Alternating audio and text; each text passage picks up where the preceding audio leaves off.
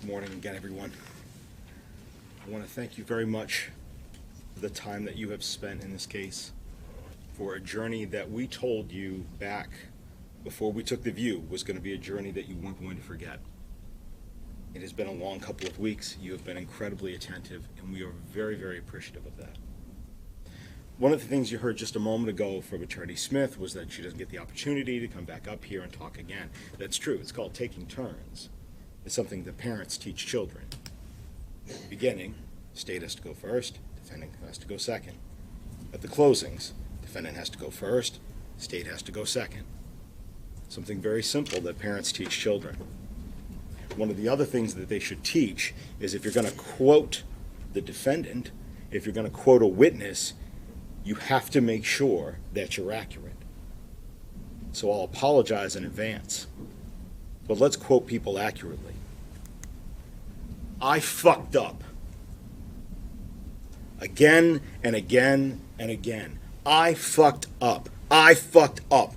That's what the defendant, his language that he used when he told Travis Beach at the night he got the U-Haul, the night that he disappeared Harmony's body, to whatever place it is now, where he knows it is right now, to this day, his words, I fucked up. Not she, not we, not Kayla, I fucked up. Singular, personal, solo. That's the defendant's words. Defense counsel got up here in openings and said that you'd hear evidence that Adam Montgomery was out in the middle of the night doing his business when something happened and Harmony died. If that were so, the defendant never would have told Travis Beach, I fucked up. Adam Montgomery was no loving, caring parent, but an enraged tyrant who had no business being around young Harmony. So together, let's look at the actual evidence, the actual quotes of what you saw and heard as we look at all of the charges that you're going to deliberate on that encapsulate what the defendant did do, and talk about the evidence that you've seen tells you what he committed. And we'll start first with what the defendant's telling you in opening arguments, and now that you can and should find him guilty of abuse of a corpse and falsifying physical evidence. Let's set that as the baseline. Let's start there. Let's see what that actually means before we look at how he committed each one of the crimes charged, not just the ones that he feels are going to distract you from the rest of the nightmare that he's responsible for. Who carried Harmony's body away from the broken down car in the duffel bag, hid her outside of Colonial Village while they stayed in Anthony Badero's blue Audi for 2 nights, put Harmony under a ramp and then in a van and then in this cooler for weeks at Christina Lubin's house, into the CMC bag, into the walk-in cooler at Portland Pie Company, in the fridge, in the freezer, defrosted her in the shower, consolidated her body yet again, brought her to the Econo Lodge, tricked his friend into renting him the U-Haul, and then dumped her body somewhere. All to make sure that the evidence that could have been brought before you that shows that he's responsible for having murdered her would never be found. And he says you can and should find him guilty of those 2 crimes, of abuse of a corpse and falsifying physical evidence for this. He doesn't dispute this. The defense said all of that in their openings, that the defendant did both of these 2 bolded things.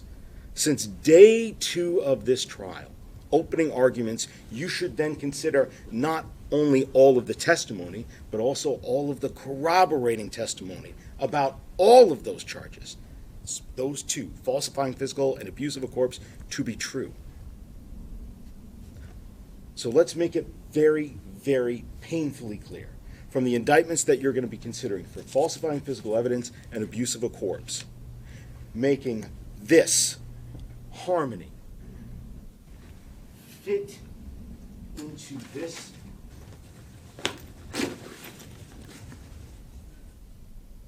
and disappearing her body in the condition that it could not be found for a trial like this one.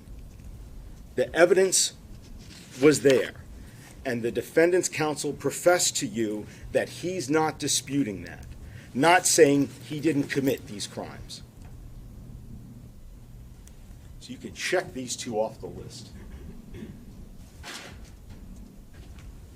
And with that, you got to remember the defendant gets no credit for this.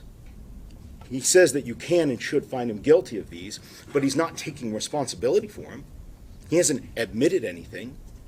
He's not taking responsibility for anything that he did. His argument to you is not because he's taking responsibility. It's tactical.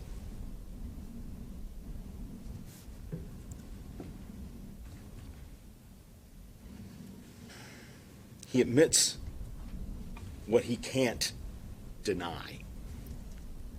And he denies what he can't afford to admit. He cannot deny each and every single one of these facts that were presented to you. That she died on the 7th. That he brought her in a duffel bag to Colonial Village. Stored her under a deck, into a red cooler, in the closet it fit, in the ceiling it built. It's her blood in the ceiling at the Fit Shelter at 177 Lake Ave. And his fingerprints in the ceiling, remember? Left-handed prints in the ceiling. The only other person being poor Mr. Mondrag, the drywall installer. Into the CMC bag to the Portland Pie Company. Over to Union Street, consolidating her body even more, bringing her to the Econo Lodge, tricking Travis Beach, and dumping her body so it wouldn't be found. The argument that the defendant is making, he had to make. His concessions don't mean he's taken responsibility for these crimes. It doesn't mean that he's a man of principle or restraint, nor does it give his argument any credibility that because I concede all of this, well, the rest of it must not be true. The whole thing's true. And he's taken responsibility for none of this. So again, baseline, first things first, before we move on, these two charges, and the charges that his counsel argued can and should find him guilty of, they're there. That's done. And that's the tip of the iceberg. It's all of the charges. Every single one of them has been proven by evidence, not emotion, beyond a reasonable doubt that the defendant is the man who did all of these things. And that's because you saw the evidence. You went on The View. You saw witnesses take this stand and put themselves before you. And you looked them in the eye. And the same common sense that you use every day to tell whether somebody is feeding you a lion, a bull, or not, you used with those witnesses. And because of that, you know that this is true. Because you heard from people like Kevin Montgomery, Nick Ahern, Katie Moran, all talking about the defendant telling them in July about the worst thing he had ever done up until that point. You heard from Kayla, 2 days from Kayla, and all of the other witnesses that corroborate her, how he beat Harmony, this 35-pound child. Remember, Nurse Travers told you that she was measured just back in June before the July incident occurred. 35 pounds, 5 years old, 35 pounds. And you heard from all those witnesses, especially Kayla, about why he beat Harmony to death, when he beat Harmony, and how he beat Harmony, and you vetted what she had to say.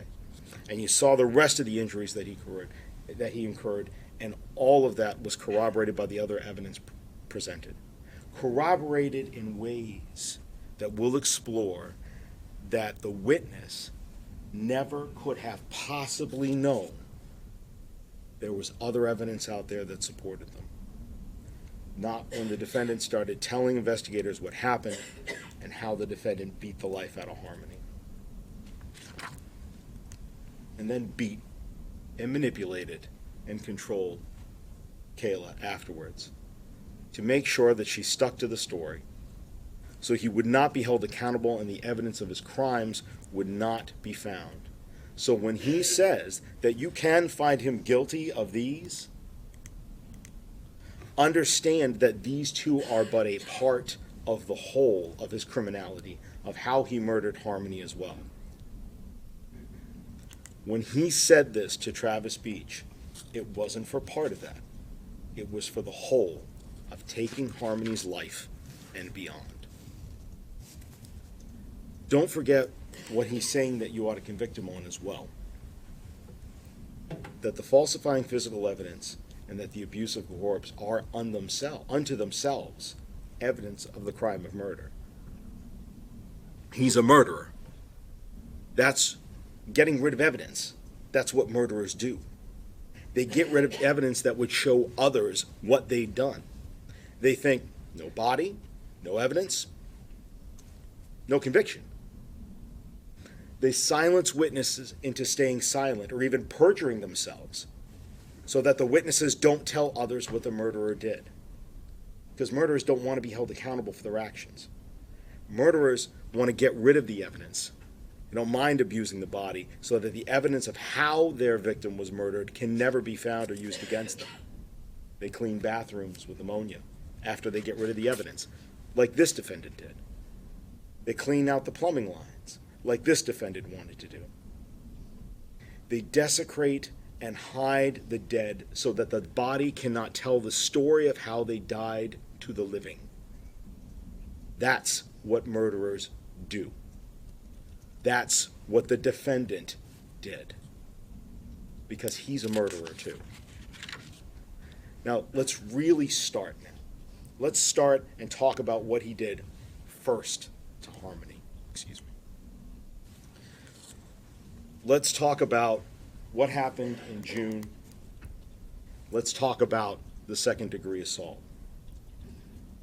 You will likely never forget Kevin Montgomery's testimony as he was sitting up here, taking his time to thoroughly make sure he answered truthfully and recalled to the best of his recollection. And you are never going to forget how he described Harmony's face when he flew home from Florida, having been there in July, come back on the 22nd to see Harmony in the house in the kitchen. And we saw him relive that moment for us, admitting that he asked her, quote, "Oh my God, Harmony," or "Oh my fucking God, Harmony, what did you do to your face?" End quote. And how he told us Adam answered the question. Not Harmony. Adam did. She didn't do anything. I bashed her around the fucking house. That's not disciplining a child. That's not pulling her away or jerking her and not protecting someone else. If it had been, the defendant never would have said this when Kevin asked Harmony what happened, would he? Kevin Montgomery told you he was subpoenaed to be here. He did not want to testify against his nephew. And you saw it on his face that he remembered what the defendant said he did. Not Harmony answering the question. The defendant answered it for her. And remember how Kevin said the defendant said this. Another moment, probably not going to forget. When I asked Kevin about how the defendant said he bashed her around the house, Kevin, you'll recall, said, quote, "like a cocky son of a bitch." Nick Ahern told us he saw that black eye and how bad it was. And what did the defendant do? Lied to him. Nick told us how the defendant told him that it was from an injury from playing soccer. Nick told you he only saw it for what? How many seconds? 4 seconds. Only saw it for 4 seconds. Saw how bad it was. He described it as being pretty intense, that it was concerning to him, and that the defendant let her be outside for all of 4 seconds before the defendant told her to get back inside. And what did Harmony do? She obeyed. Nick saw him walk Harmony right back through the front door and then shut it.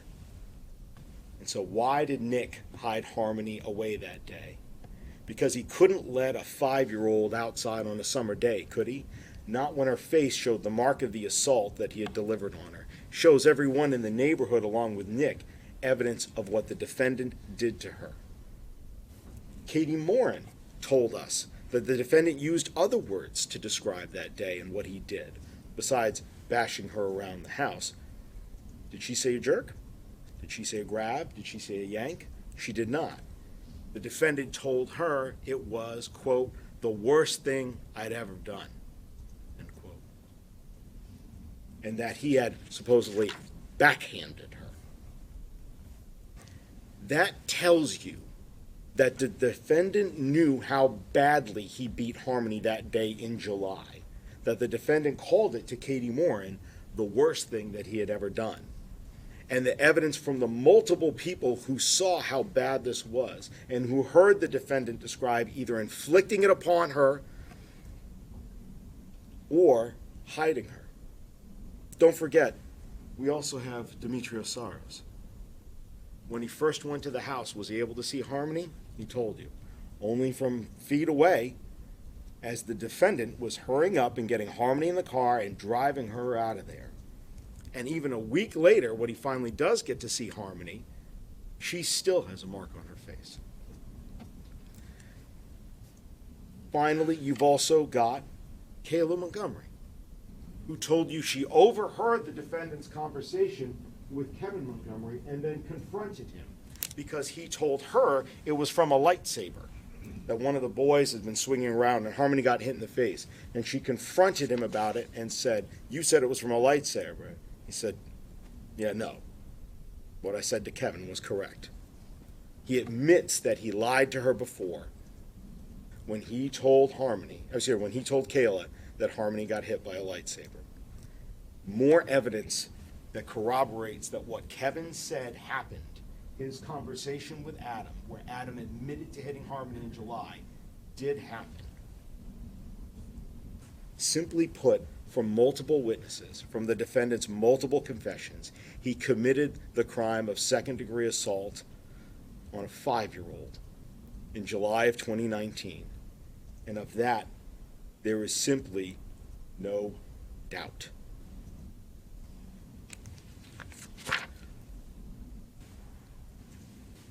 That being said, now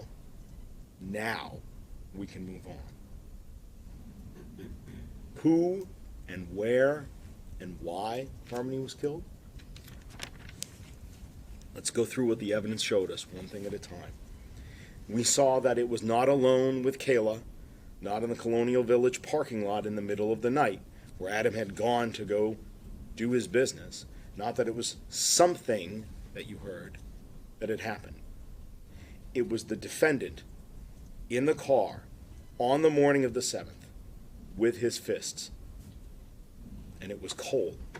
We know it was cold. So cold that Badero's car died that night when they moved over into the Audi. Adam wrote to Matt Gendron, remember, that they were freezing. Cold enough so that Kim Frayne went and gave them the battery pack to help give them the jump start.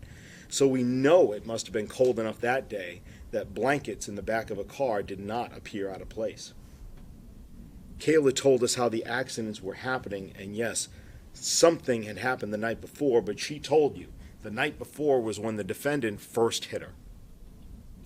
Why? For another accident that Harmony had had in the car. An accident that Kayla did nothing about. An accident that the defendant did nothing about and told Kayla to let Harmony lie in it.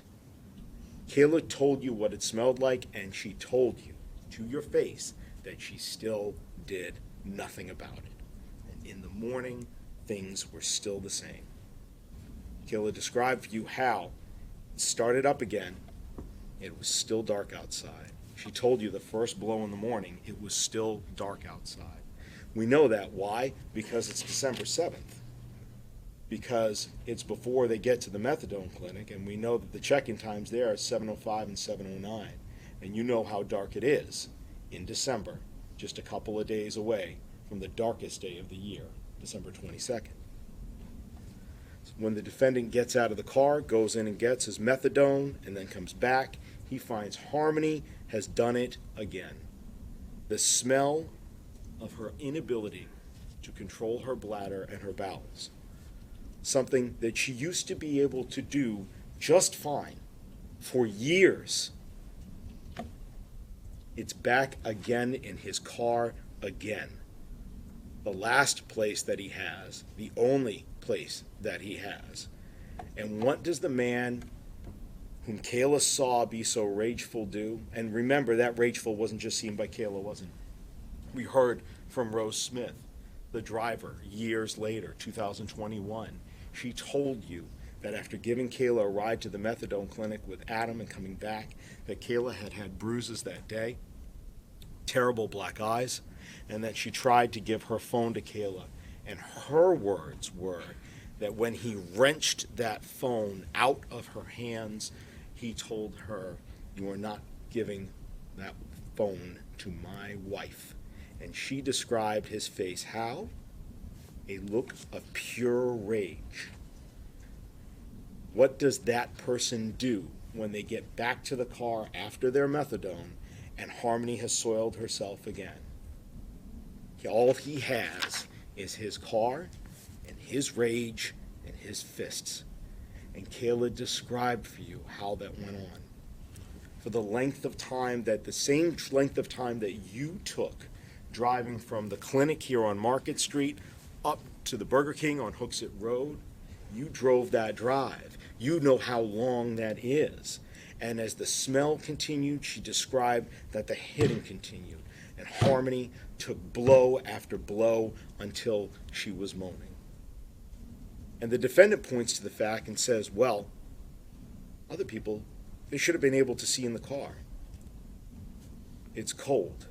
It's dark. We know there's snow on the ground. Snow in New Hampshire means salt, which means the windows probably look the exact same that yours and mine did this morning. It's not easy visibility. Plus, think about it.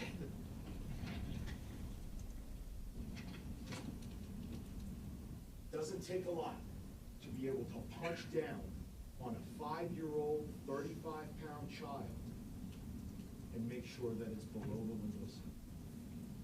Not for him. Not for Adam Montgomery. Not against Harmony. Not in that car. And you saw from the Walmart video and the video from Officer Stanzel, when they first approached the defendant, when he was trying to find where Harmony was, you saw from that how the defendant looked. Remember him at Walmart. He's not a small or a weak man. He wouldn't need to use much power to inflict deadly force upon Harmony's skull. And you heard it wasn't from one blow of his arm, but several. Take a moment. Let's talk, just take a break and talk about something that defense brought up. The fact that there are other children in the car, and why wouldn't they have been screaming and yelling? I remember that front catchphrase she tried to get Kayla to say, a cascade of chaos would have ensued. We know young children adapt to their environment like nobody's business. They're frightened by new faces, they're frightened by new experiences, or the unexpected, but they're not frightened by something that's familiar. Why would the other children cry if Harmony had been getting hit and punished in the car? After all, this was the second time in less than 12 hours that they would have seen this if they were awake. They would not have been unfamiliar with his rage towards Harmony in that car. The defendant's theory that punishing Harmony for soiling herself would make the other children cry implies that this is unfamiliar to them. And the evidence shows that it is not.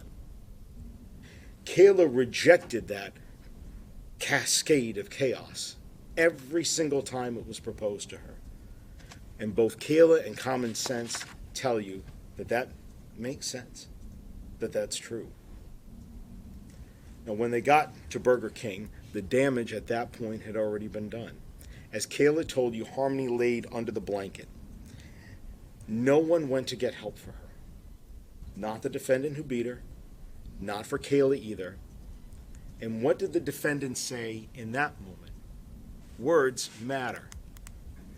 I think I hurt her this time. This time. This time. I think I hurt her. I think I did something. Why say this? Because he didn't do nothing. He did something. He took her life in rage over a bathroom accident. And he admitted in his opening that you can and should find him guilty of abusing her corpse and falsifying physical evidence for what he did afterwards to get rid of the evidence, get rid of her, get rid of the evidence that would have shown he murdered her. But it was the evidence of his crime of beating her. I fucked up. I think I did something. I think I hurt her this time. That's what he believed. You saw Kayla testify. You heard for 2 full days practically while she was on the stand having to tell you what she saw having happened. And Kayla did nothing. She did nothing. She did not parent Harmony. She did not clean Harmony. She did not change Harmony when she soiled herself and the defendant told her to leave her in it. She didn't stop the defendant. She didn't try to get Harmony help. She didn't call 911. She didn't yell out. She didn't run out of the car. She didn't disobey the defendant. She's not seeking help. She's not seeking attention. He went through the trunk to get her, not her, because she did nothing. Later, she didn't betray him until after she even lied in grand jury and committed perjury for him. She didn't lift a finger. She did nothing.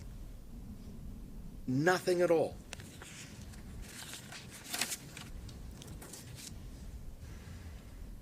The defendant wants to have their cake and eat it too when they come to describe her. She's an abuser, but she did something in the middle of the night. She didn't see anything here, but she saw it all. She wants the defendant. Oh, she doesn't want the defendant. Believe her grand jury testimony, but don't believe her grand jury testimony, the part where she said she lied. That part you should actually believe, even though she's telling you it's a lie. Want to have their cake and eat it too when it comes to her testimony. Well, you know, she would have been really conscientious when she was shopping for diapers. Because that's, if you're homeless, yeah, that would make sense. You want to go where you can get the cheapest price. She's a drug user. She's homeless. And for Harmony, she does nothing. They want to argue, well, she would have had this instinct to protect that child. Oh, but she did something to her in the middle of the night. She did nothing. We are tested, all of us, just a few moments in our lives to do the right thing, where our character as human beings is tested to do the right thing. And on this test, December 7th, with where Kayla Montgomery was back in that life, she failed. At grand jury, she failed. She still obeyed him. Even though he had run off to Maine with his second girlfriend since then, she still obeyed him. Katie Morin told you that back then Kayla would have done anything for the defendant. That's what her protector did to her. He had her conditioned so well, physically and mentally, that she kept his secret, and she did nothing. You saw that in her testimony when she told you about doing nothing. And she told you about not stopping him from hitting Harmony. And she admitted, unashamedly, without reservation, she didn't try to take Harmony to the bathrooms to clean her up. She didn't try to get her help. She did obey. She took Harmony's body to Portland Pie when he told her to later, sitting her between her 2 children in the stroller for that 15-minute walk down the street. But she did nothing. You don't have to like her to believe her. You don't have to like what she did. You may have very good reasons for hating her. But that doesn't change the fact that she saw the defendant beat Harmony to death. That doesn't change her credibility on telling us what the defendant did. And just because you believe that her failure to do the right thing is despicable, that doesn't mean that on this she's not credible. She actually tried to humanize this guy. Remember her testimony? She cried. And she said to you and admitted that she still cares about him. Her in prison, Harmony somewhere, only he knows. And she still cares about him. And she admits how she did nothing for Harmony. If she was singing for her supper, like the defendant suggested in their opening, she wouldn't have done that, would she? She'd have an answer for every question, an excuse for every moment that she did nothing. She didn't have that on the stand. She would never have admitted that she didn't take the kids to the bathroom or that she let Harmony sit in it that night, and yet she did. That's someone who's not making up a story to make herself look better, is it? She never would have admitted that when Harmony is covered by the blanket as they get their food from Burger King, that she unceremoniously dumped a breakfast sandwich on top of the blanket. Harmony can open that herself. After the defendant had covered her and smashed her face. And yet, that is what she told you happened. Kayla admitted to you that she did nothing. It's not the face of a person who's trying to make themselves out to be the saint and the defendant to be the devil. That's certainly not a master criminal schemer trying to exonerate her own behavior, as you just heard in closing arguments. She is not like the defendant. She's not admitting that what she can't deny and denying what she can't afford to admit, because if she did, she would have never admitted to her failure to act to protect Harmony. She would have never denied doing the small things. She would have claimed, oh, I did do those. I tried to redeem myself. And how she comes across, how she testifies. What she is a battered woman admitting an inconvenient and terrible truth, that she failed in a moment of life when her character was put to the test. She did nothing to help Harmony, nothing to stop her. She didn't kill her. Only the defendant did that. So when defense counsel says that it was Kayla who put Harmony in a duffel bag in the trunk and told Adam about it later, you heard and saw Kayla testify, she did nothing for Harmony. Not a thing. And you can't get something from nothing. And the defendant's promise at openings that you'd see she did something remains exactly now as it was then. And it's a false promise. You've seen that theory with evidence presented to test it, and it is still without support. It is still without corroboration, and it is still unreasonable to believe, because it was the defendant who did something. When you consider Kayla's testimony, don't consider it alone. Consider it with all of the facts that go along with that testimony. Facts such as that she does have an agreement to tell the truth. Defense counsel questioned her and argued that, well, she had to give the police a lot more to get out of the additional lies that she said in grand jury. But remember, if she doesn't tell the truth, all of this comes back on her. It's back to square one for her. Her agreement is null and void. But the evidence that you saw, how thoroughly the police investigated this case, where Harmony is, location after location after location in New Hampshire, Massachusetts, 900 plus pieces of evidence to help find out what happened, has only corroborated Kayla about who killed Harmony, about when she died, who hit her, who mangled her body, and who dumped her where she is now, somewhere between here and the Tobin Bridge in Massachusetts. Corroboration, big, fancy, 5-syllable word that stands for evidence that supports that a statement is true. If you just had Kayla's testimony alone, with her truthful testimony on the elements of the crime charged, that would be enough for you to go ahead and find the defendant guilty of all the charges. But you don't just have her testimony. you have so much more.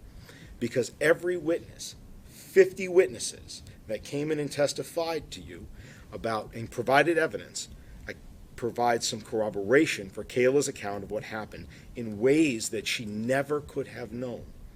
And that includes testimony and evidence that corroborates her on how Kayla died, how Harmony died, and why the defendant killed Harmony, why her body was desecrated, how Kayla was silenced for so long, and how the defendant discarded Harmony like trash so she wouldn't be found.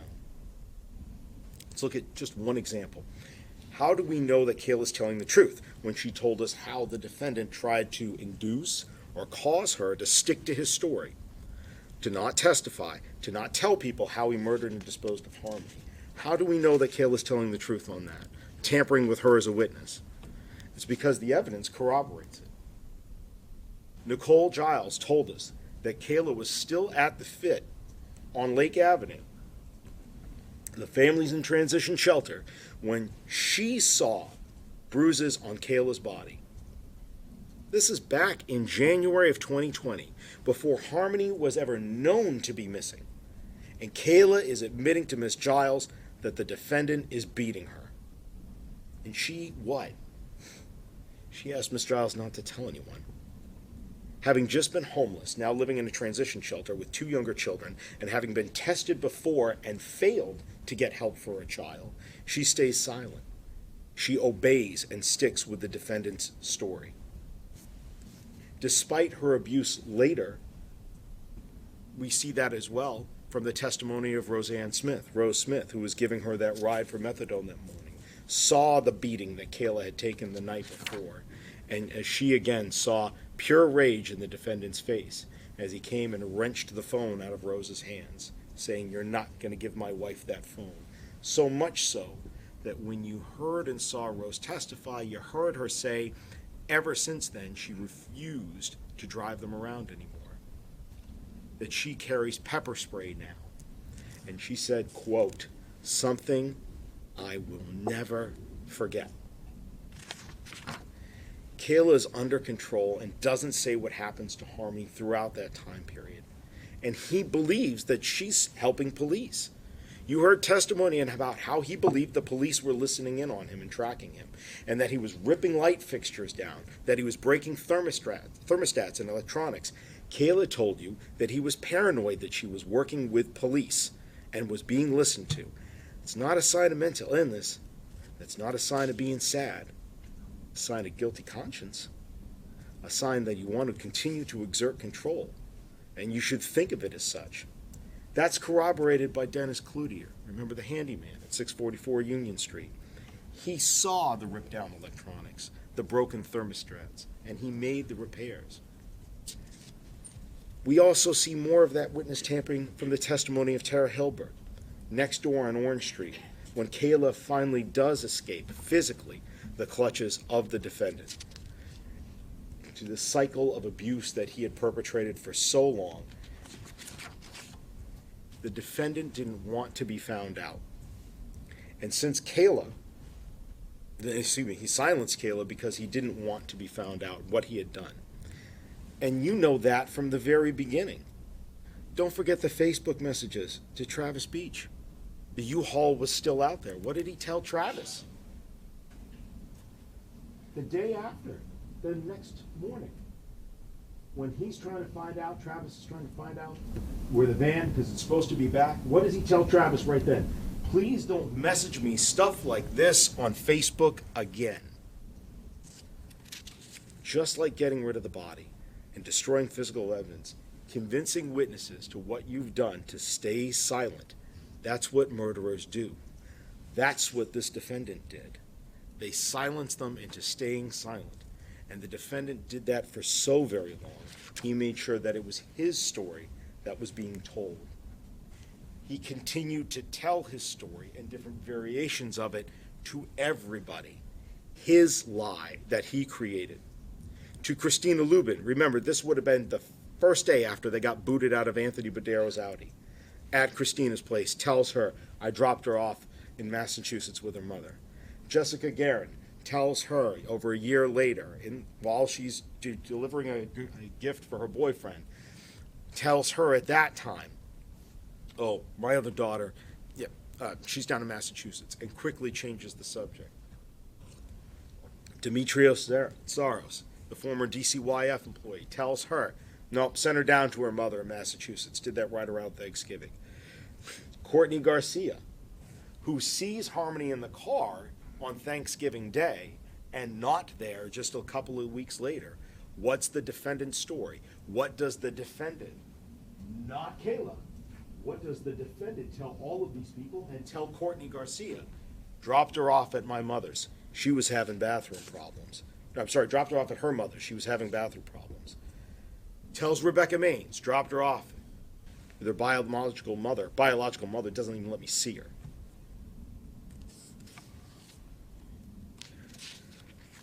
A clever lie that works if Kayla sticks to the story that he's told everyone. And he did for a long time. It's why Kayla's in prison today. And corroborating evidence comes not only from the witnesses, but again, from evidence of receipts and from photographs. Because a picture does speak 1,000 words. That is not the face of the person who's in control. It's the face of the person who was kept under control. She needed to be kept under control so that what the defendant did to his daughter would not be found out, and it worked for a long time.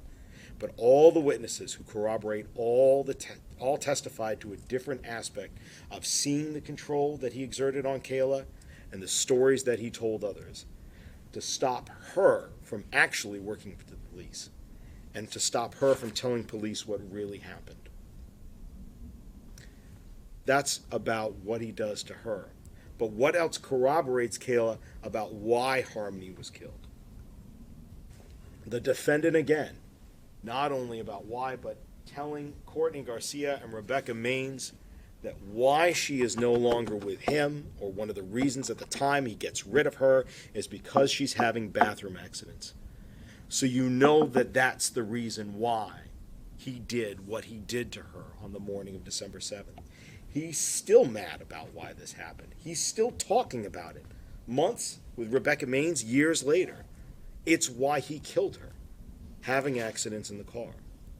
When Kayla said that the defendant hit her overnight and says words of, you have to stop doing this, that's corroborated by what he told Courtney Garcia and Rebecca Maines, that he got rid of Harmony because she was having accidents. Rebecca Maines told us just yesterday, a friend of his, a close friend of his, that these accidents are what made him take Harmony away to, what did Rebecca testify? The defendant told her, a better place for Harmony. A better place. He told her that he thought Harmony was having these accidents on purpose. And Courtney Garcia especially recalled that the defendant said the accidents were happening while they were living in the car. So when the defendant says there's no evidence to support Kayla about what happened in the car, you know that's not true. Rebecca Maines could not have been clearer yesterday when she told you and clarified for both sets of counsel that the defendant told her he hated Harmony because Harmony reminded him of Harmony's mother.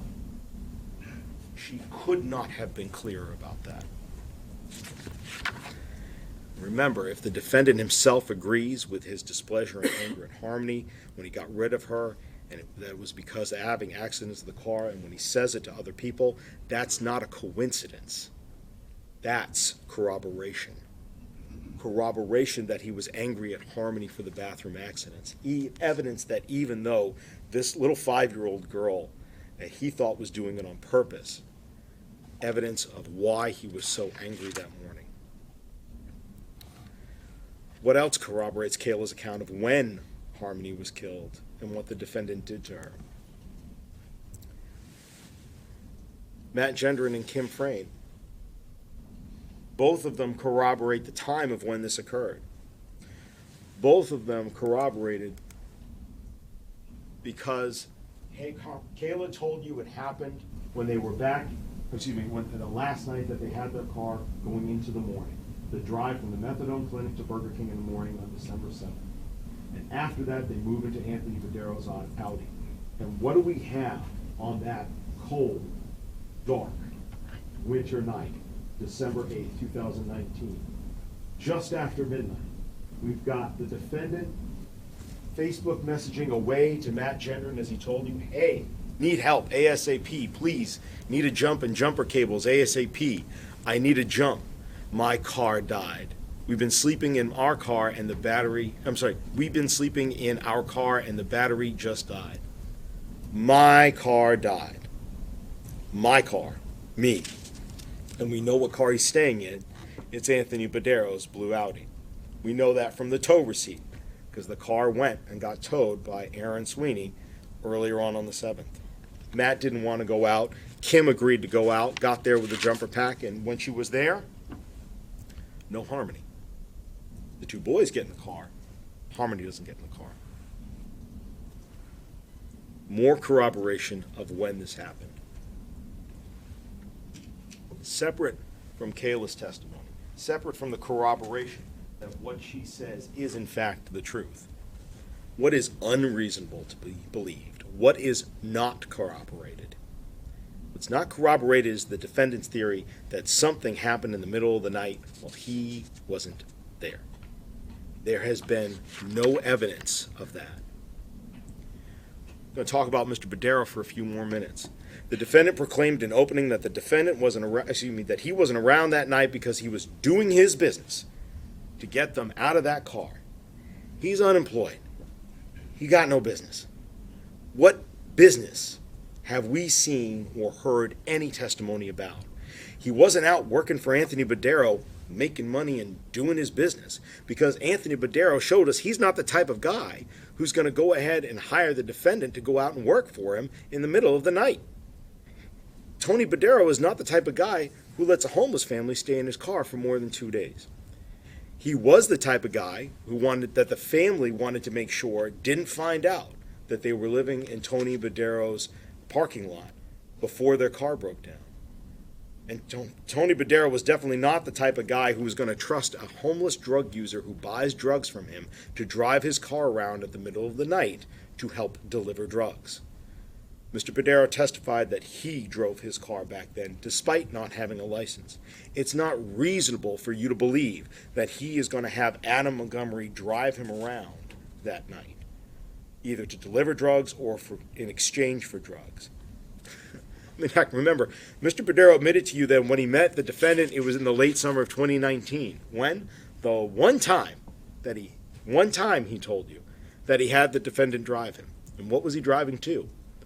The courthouse, on charges for Mr. Badero getting caught for driving without a license. When you go to the courthouse for charges of driving without a license, probably a good idea if you don't drive your own car. Probably a good idea to have somebody else drive you, which is what Mr. Badero testified to, that was the one time he had the defendant drive his car.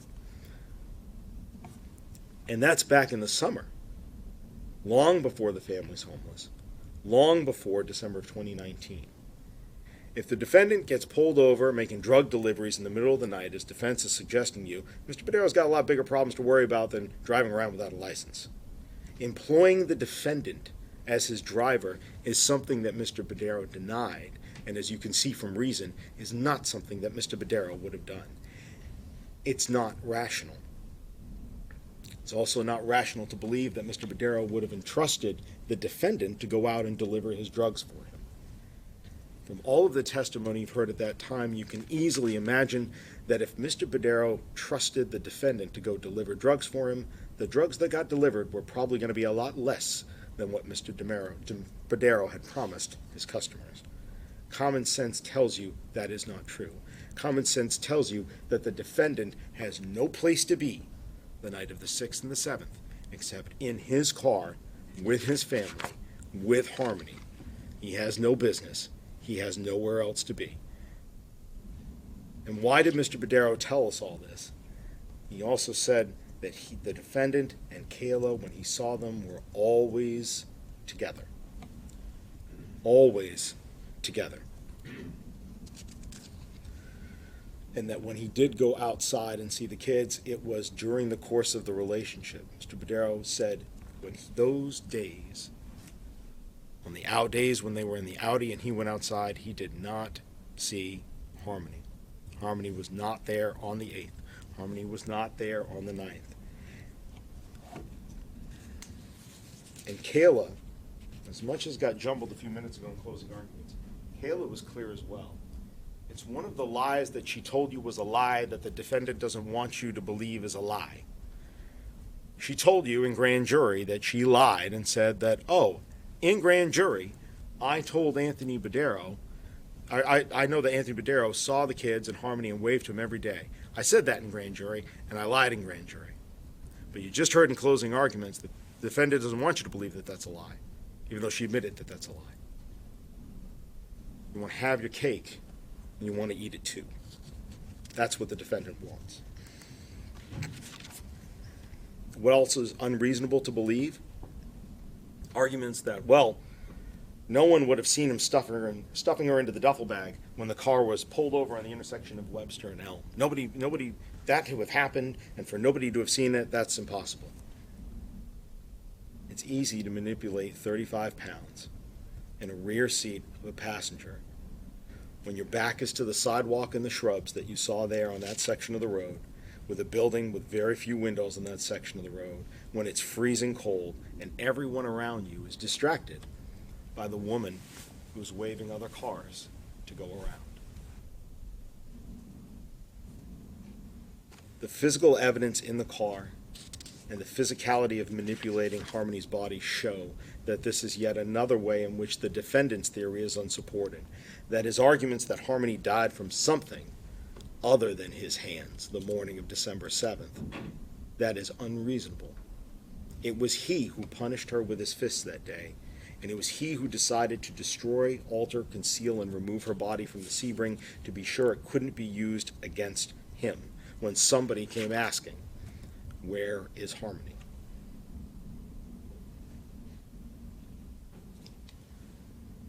You may, when you're back in deliberations, be looking at the evidence in this case. Different pieces of evidence that are there. Photographs, diagrams, having a good understanding of where everything was, where it was found. And you may be asking yourself, why don't we have more forensic evidence here? First of all, the defendant is telling you that he falsified physical evidence. The other thing is that, as experts have told you time and time again, each one of the experts that got up here, time and elements can wear down DNA and fingerprints and blood. They were able to find DNA 100 sextillion times more likely from a female child of the defendant and Crystal Sorey on this toothbrush in the very back of the trunk. The trunk of the Audi that the defendant abandoned, of the Sebring that the defendant had abandoned. But by being so good in hiding his crimes and in intimidating the one witness, the eyewitness to him beating Harmony to death, by wiping down and hiding and destroying evidence, he was sure that there was going to be less and less of it around.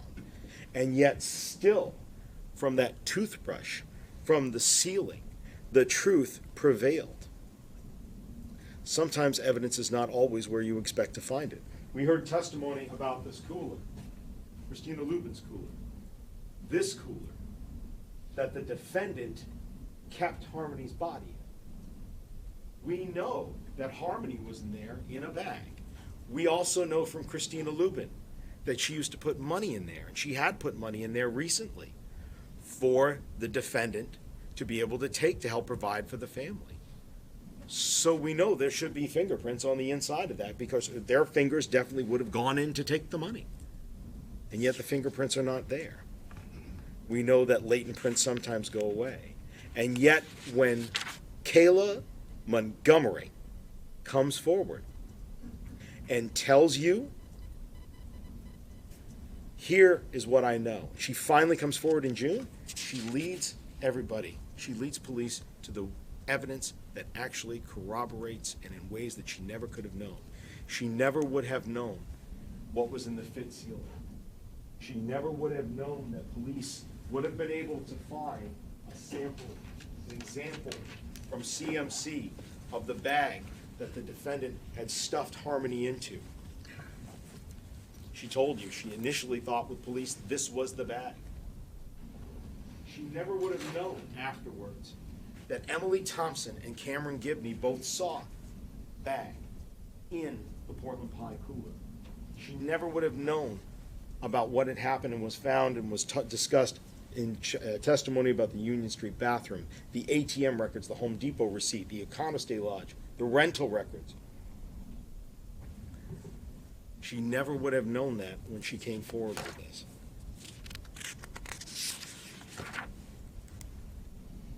In the ceiling.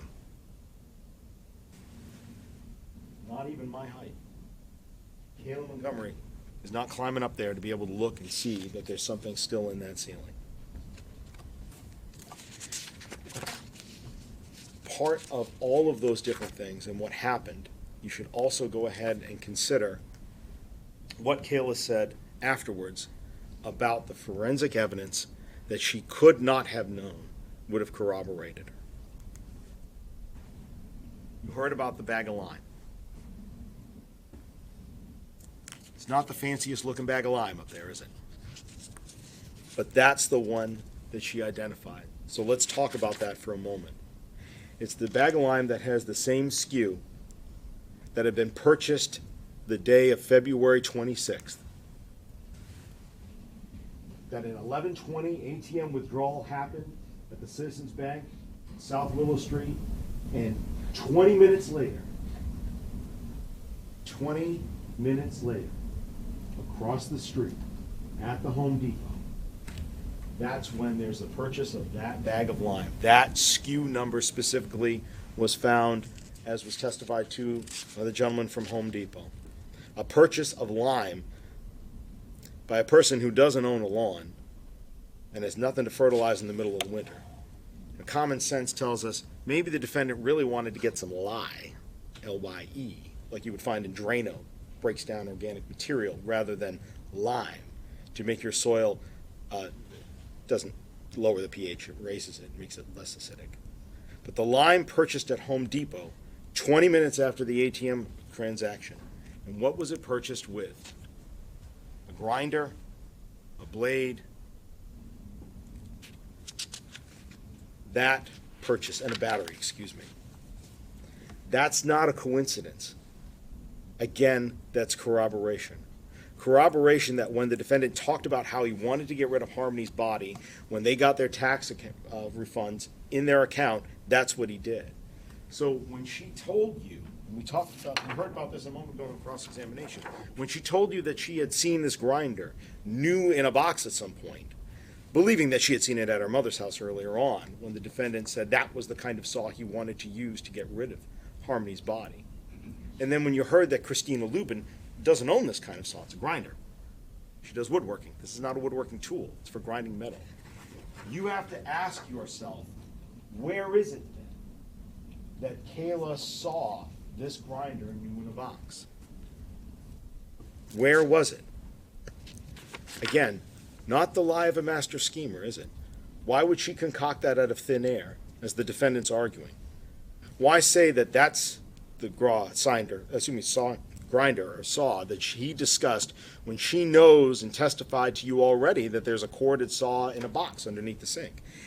If this was untrue, if she had not seen this grinder at some point new and in a box, if she was singing for her supper, she would have instantly just said, oh, yeah, it's the saw that we have down there. Saw the whole thing. That's what happened. Yeah, detectives, that's the saw. But she didn't do that. She identified the grinder. She said she saw it new. She remembers it because that's what the defendant talked about wanting to use on Harmony. If she didn't see it at Christina Lubin's house, and the only other place you can reasonably conclude is that she saw it at Union Street, along with the bag of lime, and she doesn't remember it clearly. That's the only other reasonable, logical conclusion to make. It's not a coincidence that from their account the money gets taken out and 20 minutes later this happens, it's corroboration. And the next day, Dennis Cloutier is over at the house. The next day, trying to snake the drain, as asked by the defendant. And who did he say is pacing behind him while he is trying to snake the drain? The drain and the drain cover that's already been off. Is it? No, it's not Caleb. It's the defendant, he said. Just the defendant who was pacing behind him. More evidence that Kayla would never have known corroborates what happened. More and more and more. She could never have known that there would be easy pass toll records of the same rental vehicle going back and forth, as Trooper Hernandez told us, through the Tobin Bridge on the night that he left to get rid of the body with the U-Haul. She could never have known when she told police what happened that those records were there, and that lo and behold, the odometer perfectly matches up for the distance to take that drive. Common sense tells you that. She didn't know that. She didn't know that that corroboration existed, because it's not reasonable to think that Kayla would tell and enable police to find other evidence that she did something.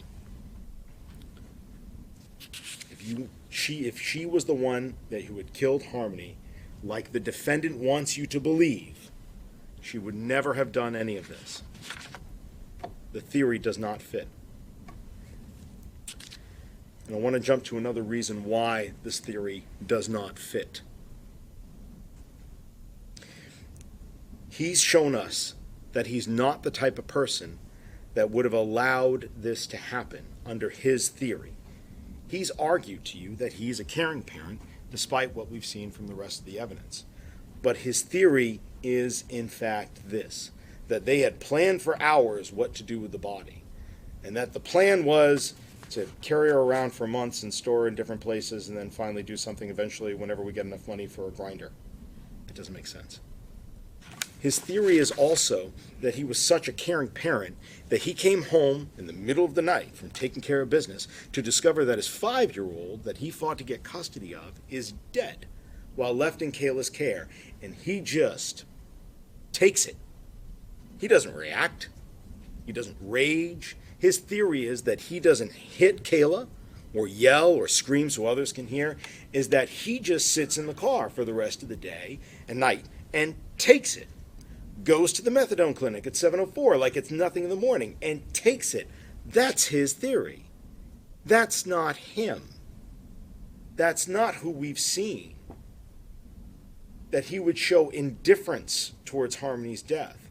That he bags, carts, stores, stuffs, frees, thaws, squishes, consolidates his child. He does all of that, then leaves Kayla for another woman. Leaves her with this woman that he's arguing to now killed one of his children, leaves the other kids with her, and then takes off to Maine, goes on to live his life. That's not him. That's not him. That's not what we've heard. He doesn't do nothing. He would not have been the passenger in this situation. He's the driver. What the defendant suggests his reaction was would not have been his reaction if Harmony just died in the middle of the night from something, and he came back to find her in a duffel bag in the trunk. So we know that theory that depends on you believing that that type of person does not work. It is a fantasy. It is beyond belief. It is a bizarro world that the defendant would have you believe in the light of discovering that his offspring is dead, that he does nothing, and that it's Kayla who's always doing the something. That's not reasonable because it's not supported by the evidence. Not with the defendant's lies to others. Not with the actions that we've seen him take towards Kayla. Not with the evidence that he left on Kayla's face and arms and back.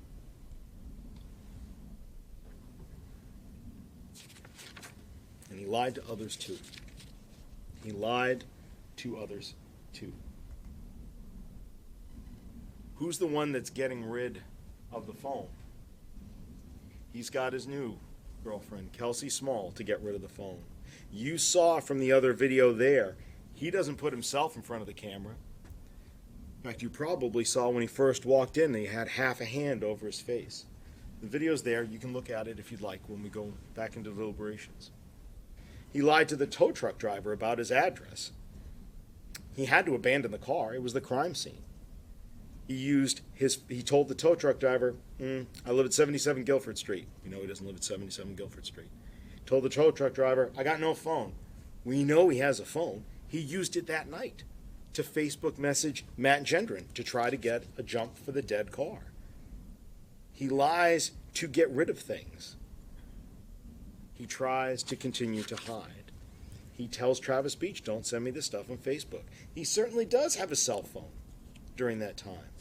He wants to get his car away from him as fast as possible. What better way to abandon it? Just tell the tow truck driver you don't have the phone and don't worry about it. Let him get rid of the evidence, because he's telling you now that he's guilty of getting rid of evidence.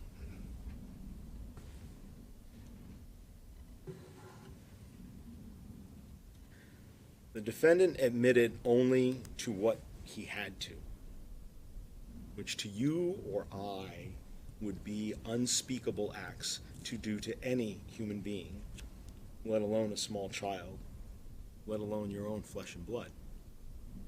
He says in his arguments you should find him guilty of altering, destroying, concealing, and removing Harmony's body. And he admits this. Why? Because he thinks you're going to be fooled. His counsel questioned Kayla with the legal principle, and I'm sure you remember it. He was asking Kayla about her petty theft from Dunkin' Donuts. Well, you took some responsibility of it.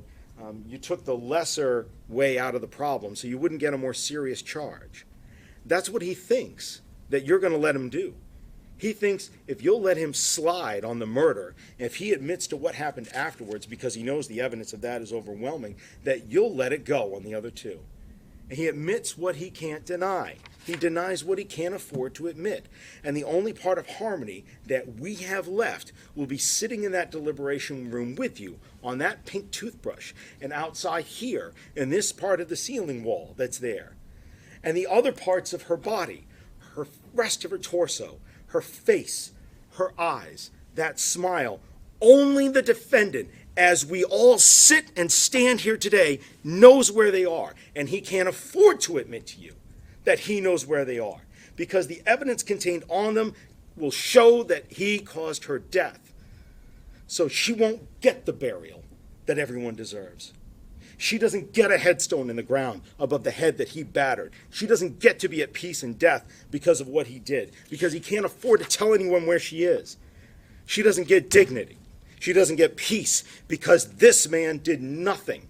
He didn't do nothing. He did something called murder. And because he says trying to find her is a waste of time, that trying to find her is a waste of taxpayer money, that's what he thinks of her. That's what he thinks of what he did. That's what he thinks of you now. Efforts to find where he put her and what he did to her and why he killed her, they're a waste of time to him. His words, you heard them, to find the child that he murdered and the evidence that he hid. He believes Harmony's life and death are a waste of time and that they weren't anything to him and that he dumped her like trash. This is what you've seen in the evidence. This is what you've heard the defendant say when you consider whether he has an extreme indifference to the value of Harmony's life when he killed her. He had no value for her life when he killed her. He took an innocent life, a child, for no reason other than his rage and his indifference and his ignorance and his lack of humanity. Because this trial is about Harmony Montgomery. And you sat here and you were so attentive to every moment, every terrible fact. You watched the eyes and the voices of every witness. And you know it's not about quantity, it's about quality. How they testified, how they looked at you when they answered questions on cross and direct. That was not a waste of time. Only Harmony's killer would say that finding her is a waste of time. That's bearing witness is what you have done to the truth. And that's a front row seat on what this man perpetrated on Harmony and her body and the truth from being shown to you, who cowardly runs off to Maine to distance himself from the scene of his crimes, who runs with Demetrios, comes to the house and could see that bruise on her face. And even then, a week later, Demetrios still saw marks of her after the defender had bashed her all around the house. The man who complains about tracking down leads in Arizona as a waste of effort to prove something. Yes, that's what people do.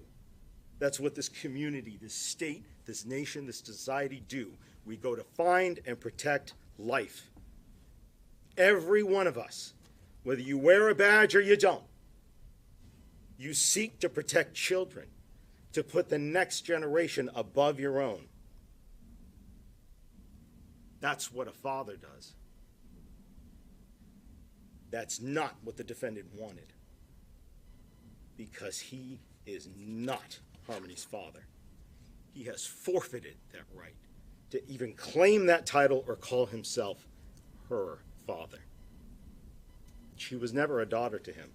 Not in July, not in December, not in that phone call, not from the moment of her death continuing up through this very day when he knows where she is. He killed somebody he didn't see as a daughter. He never saw her as a blessing.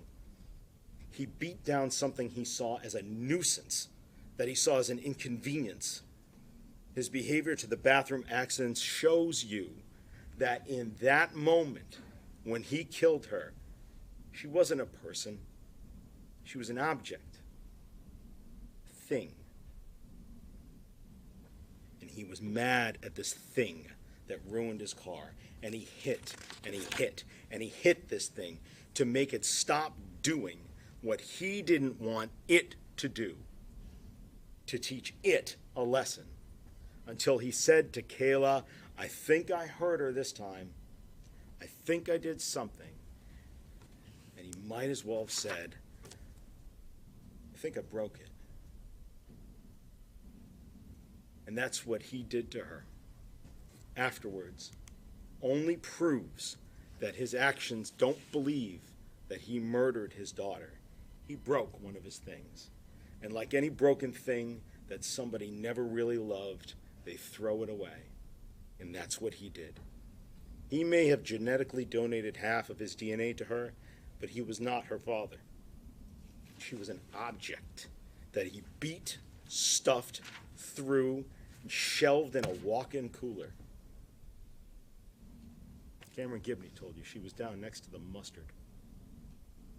She was an object made even tinier from her 35 pounds when she was alive by defrosting and consolidating her down, that he took to a hotel, and he drove through some tolls, and he threw it away. And he knows where she is right now, but he believes it's a waste of time and taxpayer money to try to find her. So don't you ever think that this man murdered his own daughter. Rebecca Maines told you he hated Harmony because she reminded him of her mother.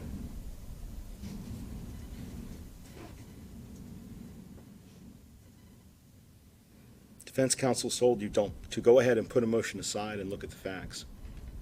Look at the facts. Look at the facts and call him a killer. Put a motion aside, look at the facts, and then you can call him a tyrant. And you can call him rageful. Call him rageful. Those descriptions suggested to you, maybe, evil. But don't call him a father.